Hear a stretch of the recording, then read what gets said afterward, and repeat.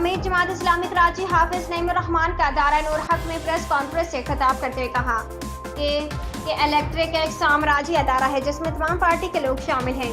जालिमों के इक़दामात को किसी सूरत कबूल नहीं किया जाएगा। बिजली के बिल कम किए जाएं ताकि शहरी बिजली के बिल अदा कर सकें।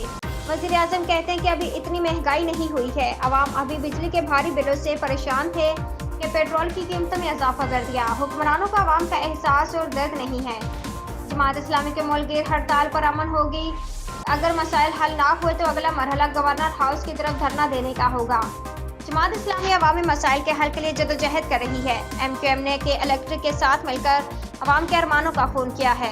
ये हद हो गई थी कि टेक और पे के जो वायदे किए गए कि अगर आप खर्च नहीं करेंगे तब भी आपको पैसे देने पड़ेंगे, और ये जो पैसे बड़ी जो अमाउंट है इस सब पैसे बिल जिसे आप कहते हैं वो 40,000 मेगावाट, जो बिल्कुल सीधा सीधा कि आप बिल्कुल बना सकते हैं। अब और ये 9,000 मेगावाट वो है कि इसकी हमारी ट्रांसमिशन की सलाहियत भी मौजूद नहीं। तो ये जालिमों ने हमारे लिए ये मुआहदे किए, किकबैक्स करने वालों ने हमारे लिए ये मुआहदे किए। इस करने IMF तो खून निचोड़ने वाला याद है। कोई कह सकता होगा कि ये एक मुआशी इदारा है। अगर ये मुआशी इदारा है तो वज़ीर आज़म बाइडन को फोन क्यों करते हैं? उम्दा में पकाएं और जी भर के खाएं।